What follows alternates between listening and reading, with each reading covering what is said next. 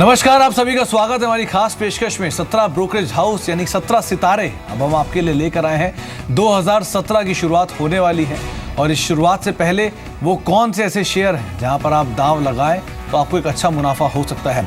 लगातार जी बिजनेस अपने तमाम सहयोगियों के जरिए, तमाम जानकारों के जरिए आपको मदद करता रहता है कि अपना पोर्टफोलियो आप बनाएं और उस पोर्टफोलियो में ना केवल लार्ज कैप, मिड कैप या फिर स्मॉल कैप रखें, बल्कि उस पोर्टफोलियो में ऐसे स्टॉक रखें जो कि एक मल्टी बैगर के तौर पर आपके लिए आने वाले समय में साबित हो। पहले भी हमारी कोशिश रही है और हमने आपको काफ़ी मुनाफा दिया और आगे भी ये कोशिश हमारी जारी रहने वाली है।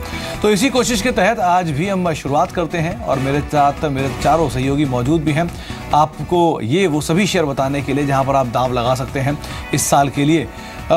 रजत है मेरे साथ, संदीप है, अंचल है और ये सभी आपको बताएंगे वो शेयर्स जहां पर आप खरीदारी कर सकते हैं इस साल के लिए। अलग अलग सेगमेंट या सेक्टर से सेक्टर ये शेयर हैं, यानी मिड कैप कैटेगरी में भी हैं और डाइवर्सिफाइड पोर्टफोलियो के लिए अलग अलग सेक्टर से भी ये शेयर्स चुने गए हैं। सबके पास अपने अपने ट्रिगर्स भी हैं। लेकिन शुरुआत रजत आप ही के साथ ही करी जाएगी क्योंकि हर चीज़ की शुरुआत आप ही के साथ ही हमेशा होती है। जो पोर्टफोलियो आपने बनाया पिछले एक साल के दौरान 2016 में, आपने पहले भी निवेशकों को काफ़ी रकम कमा के दी है, लेकिन सबका सवाल तब भी यही था और आज भी यही कि आपकी शादी कब होगी। ये सवाल के जवाब के साथ आप अपना पहला शेयर शुरू कर सकते हैं। पूरी कोशिशें जरूर हो जाएगी, लेकिन मुद्दा यहाँ पर 17 स्टॉक सिलेक्शन का है। ब्रोकिंग हाउसेज हमने यहाँ पर सिलेक्ट किए हैं, 17 ब्रोकिंग रिपोर्ट्स जो काफ़ी पॉजिटिव है, उस पर बात कर रहे हैं। शुरुआत में करूँगा एग्री सेक्टर से, क्योंकि ये जो बजट नज़दीक आता चला जा रहा है, ये कहीं ना कहीं बहुत इंपॉर्टेंट ट्रिगर है मार्केट्स के लिए। उसी तर्ज पर कावेरी सीड मोतीलाल ओसवाल के रडार पर है। आप इस स्टॉक पे नजर रखें क्योंकि टारगेट वो दे रहे हैं 489 का और कई मल्टीपल ट्रिगर्स हैं। देखिए, एक तो बीच की मांग स्ट्रांग है, वो तो एक बहुत पॉजिटिव ट्रिगर है ही, लेकिन जो कारोबार में एक रिवाइवल देखने को मिला है वो सबसे बड़ा ट्रिगर है। FY18 आय मुनाफे में 20 से 25% का सुधार संभव है। तो इस तर्ज पे ये जो स्टॉक है कावेरी सीड यहां से चलेगा और फंडामेंटल जो फेयर वैल्यू निकल के आ रही है वो है 489। तो पहला स्टॉक एग्री सेक्टर से मैंने चुना है। बजट एक बड़ा ट्रिगर है रजत, लेकिन उसके साथ साथ डिमोनेटाइजेशन अभी खत्म नहीं हुआ। आज 50वां दिन है, कल परसों उसकी मियाद खत्म हो रही है और उस लिहाज से डीलिंक ऐसा काउंटर है जो कि पिछले 50 दिनों में काफ़ी ज़्यादा एक्शन में रहा है और काफ़ी अच्छे रिटर्न इस काउंटर ने डिलीवर किए भी हैं। लेकिन हो सकता है कि आने वाला समय और भी इस कंपनी के लिए पॉजिटिव रहे। ICICI डायरेक्ट ऐसा मानता है, उनका मानना है कि 150 तक के जो जोन है इस काउंटर में देखने को मिल सकते हैं। डिजिटाइजेशन पर फोकस से फायदा तो मिला है, लेकिन उनका कहना है कि जिस तरह का प्रोडक्ट प्रोफाइल है इस कंपनी का और जिस तरह से आगे चलते हुए डिजिटल ट्रांजेक्शन बढ़ेंगे और इस कंपनी के जो प्रोडक्ट्स उसी से जुड़े हुए हैं उनकी मांग में बढ़त देखने को मिलेगी, इजाफा देखने को मिलेगा। इसके जो फाइनेंशियल्स है उसमें भी उसका रिफ्लेक्शन देखने को मिलेगा। तो उस चीज़ को ध्यान में रखते हुए इस काउंटर में आप खरीदारी करके चल सकते हैं। 150 रुपये का टारगेट लेकर चले, डीलिंग अपने 2017 के पोर्टफोलियो में आप शुमार करके चल सकते हैं। चलिए, डीलिंग की बात हो गई, डिमोनेटाइजेशन का फायदा आता हुआ दिखेगा, लेकिन एक सेक्टर जो था जिसको डिमोनेटाइजेशन का सबसे ज्यादा फायदा है, बैंक्स।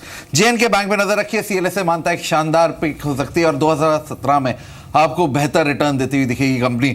सबसे पहले तो सेल से रेटिंग इसकी सीधा बढ़ाकर बाय कर दी CLSA ने। साथ ही जो लक्ष्य दिया है वो 65 से बढ़ा के 70 किया है। हालांकि जो पीछे जब कर्फ्यू के दौरान जो मंदी आई थी JNK में, उससे इसके NPA करीब 10% बढ़े, लेकिन एक स्ट्रॉन्ग विंटर सीजन की उम्मीद की जा रही है और एक अच्छे टूरिज्म अर्निंग्स की उम्मीद की जा रही है और उसका फायदा CLSA JNK बैंक को आता हुआ दिखेगा। ऑलरेडी डिमोनेटाइजेशन की वजह से जो कैश बैंक के पास है, कैश लेवल, जो कैश रेशियोज हैं वो इंप्रूव हो रहे हैं। तो कहीं ना कहीं JNK बैंक आपका बैंकिंग सेक्टर में से एक शेयर होना चाहिए जो 2017 के लिए आपके फोकस में होना चाहिए। चलिए, तो 3 बड़े ट्रिगर इस साल के जो रहे वो तीनों ही जानकारों ने हमारे चुन भी लिए हैं। एक है डिमोनेटाइजेशन, दूसरा है एग्री स्पेस और तीसरा है बैंकिंग स्पेस। इन तीनों में से ही एक एक शेयर आपको बताए जा चुके हैं। चलिए, चौथे शेयर की बारी आती है, वो मेरी तरफ से है। चौथा शेयर जो आपको बताया जा रहा है वो है कोरोमंडल इंटरनेशनल का। ये कंपनी भी काफ़ी हद तक एग्री स्पेस से ही सरोकार रखती है।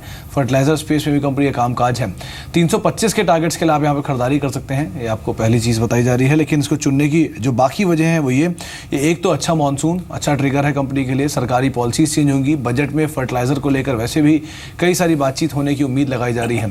फर्टिलाइजर स्पेस में जैसे जैसे गवर्नमेंट कामकाज कर रही है इस कंपनी के लिए भी अच्छा है। एक स्ट्रॉन्ग ग्रुप है कंपनी का और वो ग्रुप कंपनी को गोइंग फॉरवर्ड भी अच्छे एवेन्यूज दिखा सकता है।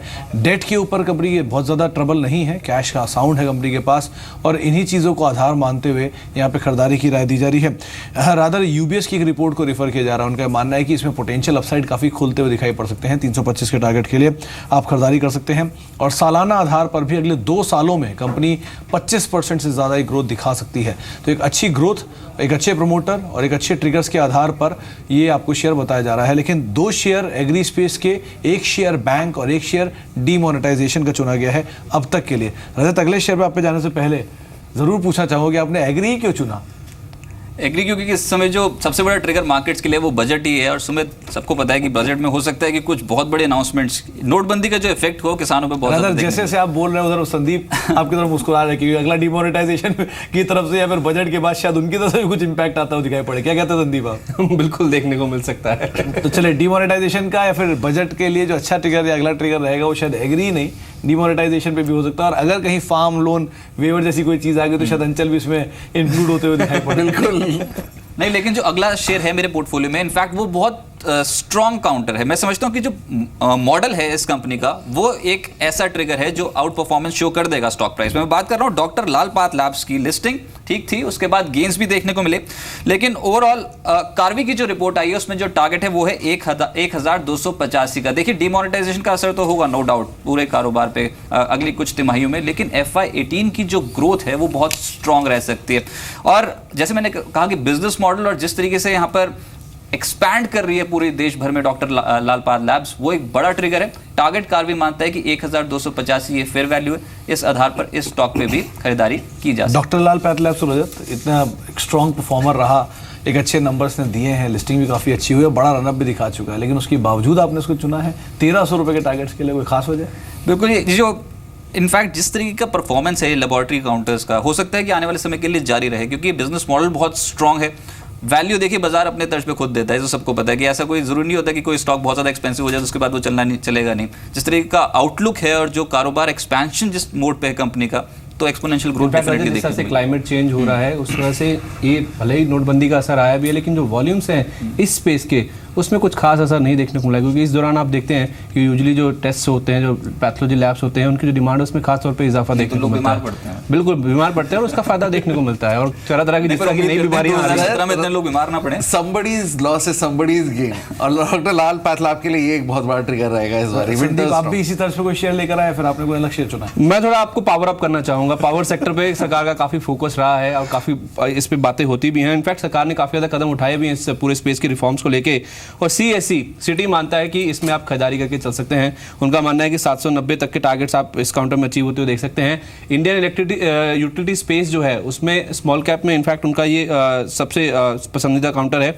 उनका ये कहना है कि पावर कारोबार तो अच्छा कर ही रहा है, लेकिन उसके साथ साथ इनकी जो सब्सिडरी है फर्स्ट सोर्स, उसमें भी सालाना आधार पे करीब 15% के आसपास की ग्रोथ है वो देखने को मिलेगी। तो क्यूमुलेटिव जो इम्पैक्ट है पावर कारोबार का, इनका जो रिटेल कारोबार है, ये IT कारोबार है, इसमें लगातार जो ग्रोथ आ रही है उस वजह से CSE और कंसोलिडेटेड बेसिस उनको काफ़ी पसंद है, और उनका लगता है कि 790 तक के जो टारगेट्स हैं वो इस काउंटर में देखने को मिल सकते हैं। चलिए, ये तो बात रही, आपने डिमोनेटाइजेशन की बात कर ली, बजट की बात कर ली, लेकिन एक सेक्टर बैंकिंग की बात हो गई, एक सेक्टर अभी अछूता है, इंफ्रा स्पेस। जय कुमार इंफ्रा मेरी तरफ से अगला काउंटर रहेगा। देखिए, इस पे बाय रिपोर्ट जारी की है HDFC सिक्योरिटीज ने, और उनका मानना है एक शानदार बेट हो सकती है।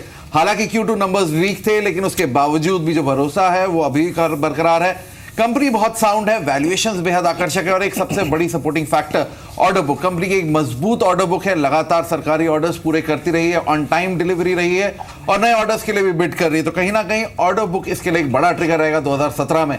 जहां तक रही बात वैल्यूएशंस की, अगर आप FY18 की वैल्यूएशन में नजर डालें तो अनुमानित P महज 8 का मल्टीपल रखा जा रहा है, यानी इस सेक्टर के मुकाबले बेहद सस्ता शेयर है, एक अच्छी अपसाइड होल्ड करता है, और इसीलिए कहीं ना कहीं 282 रुपए के लक्ष्य HDFC सिक्योरिटीज मानता है। जय कुमार इंफ्रा में आते हुए दिखेंगे जी।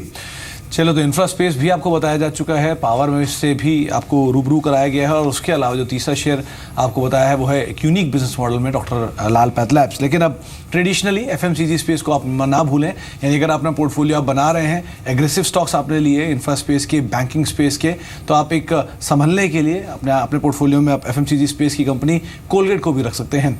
एक हाई डिविडेंड पेइंग स्टॉक है, और सबसे बड़ी चीज़ की क्रेडिबिलिटी को अपनी over a period of time prove करता हुआ आया है। रेटिंग्स में न्यूट्रल से बढ़ा के आउट परफॉर्म की गई है। क्रेडिट स्विस की एक रिपोर्ट आई है, उन्होंने 1150 रुपए के टारगेट्स दिए हैं इस कंपनी के लिए। पतंजलि और डाबर का थ्रेट कंपनी के लिए ज़रूर रहा है, स्पेशली आयुर्वेदिक प्रोडक्ट्स को लेकर, लेकिन कंपनी इस तरह से ओवरकम कर रही है और वॉल्यूम की ग्रोथ दिखा रही है। आने वाले समय में जाहिर सी बात है एक अच्छे नंबर दिखा सकती है। सबसे बड़ी बात, इस पूरे स्पेस में सबसे बड़ा मार्केट शेयर ओन करती है, और बहुत ज़्यादा इनोवेटिव प्रोडक्ट्स कंपनी इसीलिए लेके आती है ताकि अपने मार्केट शेयर को रिटेन कर पाए। इन्हीं चीज़ों को देखते हुए आपको खरीदारी की राय दी जा रही है तारीख 1150 के टारगेट्स के लिए आप यहाँ पर भी दाव लगा सकते हैं। लेकिन तो सुमित, आपको- आपने संभालने की बात करी, क्या ये कंपनी अपने आप को संभालने की कोशिश कर पाई है? पतंजलि और डाबर की बात आपने करी, नोटबंदी और इसमें जोड़ लीजिए, इन तीनों का इम्पैक्ट कितना इस काउंटर पे देखिए नोटबंदी का सर कोलगेट पे तो बहुत मुश्किल है कि कोई भी इंसान ब्रश करना तो नहीं बंद करेगा एटलीस्ट नोटबंदी अगर हो लेकिन भी जाती है दंत तो कांति भी। का कितना इम्पैक्ट हुआ है? देखिए हाँ, दंत कांति का एक मेजर इम्पैक्ट जरूर आ सकता है अगर कोई प्रॉब्लम रहता है कंपनी के लिए। तो कंपनी इसीलिए आयुर्वेदिक प्रोडक्ट यानी कि चारकोल प्रोडक्ट अभी रिसेंटली कंपनी ने लॉन्च किया है, कुछ और नए प्रोडक्ट्स जो कि आयुर्वेदिक साइड पे कंपनी ने लॉन्च किया, और देखना होगा कितना स्ट्रॉन्ग डिस्ट्रीब्यूशन नेटवर्क का फायदा कंपनी उठा आप यूज करते हैं? कोलगेट का इस्तेमाल बहुत निजी सवाल आपने पूछा, लेकिन हाँ, जरूर सवाल करते हैं, जरूर और एक करना ऐसा चाहेंगे। स्टॉक है जिसको अपने पोर्टफोलियो में ले लीजिए, उसके बाद भूल जाइए, लॉन्ग टर्म के हिसाब से एक बहुत अच्छा डिविडेंड ट्रैक रिकॉर्ड है, एक अच्छे पेरेंट हैं, स्ट्रॉन्ग कैश है कंपनी के पास, मल्टीनेशनल है, तो बड़ी चीज नहीं कल को डीलिस्टिंग का कैंडिडेट ही बन जाए, तो इस तरह की चीजें भी रही हैं इसके Consensus साथ। है मतलब हम तो सबके इसलिए बीच में। हाँ, जब तक आपके सामने पतंजलि ऐसा ऑप्शन नहीं है तब तक तो आप एटलीस्ट कोलगेट को देख ही सकते हैं।